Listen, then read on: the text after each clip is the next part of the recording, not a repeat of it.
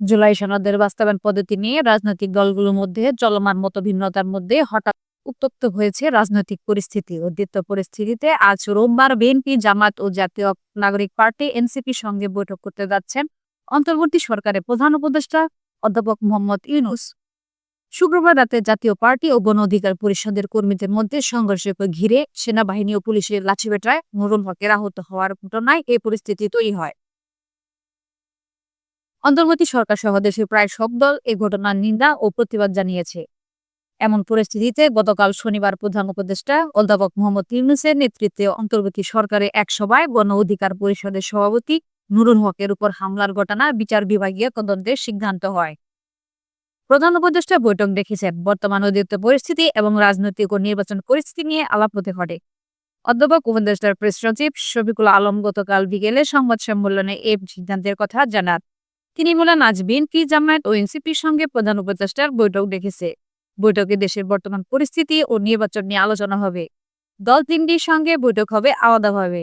এ বিষয়ে জানতে চাইলে বিএনপির স্থানীয় কমিটির সদস্য সালাউদ্দিন আহমেদ গতকাল সন্ধ্যায় বলেন, প্রধান উপদেষ্টা তাদের ডেকেছেন বর্তমান উদ্ভূত পরিস্থিতি, রাজনৈতিক পরিস্থিতি এবং নির্বাচনের পরিস্থিতি নিয়ে হয়তো আলাপ হতে পারে। তিনি বলেন, ওনারা ৩টার সময় ডেকেছে। এই সময় আমাদের দলের প্রতিষ্ঠানের বার্ষিকী আলোচনা সভা আছে। এটা পুনর্নির্ধারিত। হয়তো আমরা সময়টা অ্যাডজাস্ট করার জন্য অনুরোধ করব। প্রধান উপদেষ্টার প্রেস উইং থেকে জানা গেছে, বিএনপির সঙ্গে সন্ধ্যা ৩:৩০টায়, জামাতের সঙ্গে বিকেল ৪:৩০ এবং এনসিপির সঙ্গে সন্ধ্যা 4:30টায় বৈঠকের সময় নির্ধারণ করা হয়েছে। প্রধান উপদেষ্টা সরকারি বাসভবন যমুনায় এই বৈঠক অনুষ্ঠিত হবে। এনসিপির আহ্বায়ক আরিফুল ইসলাম আদিব প্রথম আলোকে বলেন, প্রধান উপদেষ্টা দপ্তর থেকে বৈঠকের জন্য তাদের আমন্ত্রণ জানানো হয়েছে।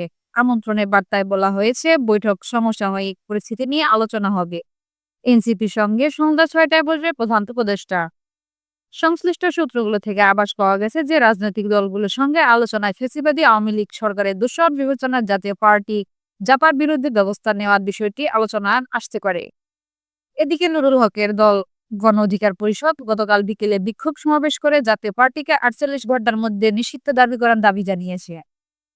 অ্যাটর্নি জেনারেল মোহাম্মদ আসাদুজ্জামান গতকাল ঝিনাইদহে সাংবাদিক এক প্রশ্নের জবাবে বলেন, জাতীয় পার্টি ১৯৮২ থেকে ১৯৯০ সাল পর্যন্ত মানুষের রক্তের সঙ্গে বেইমানি করেছে।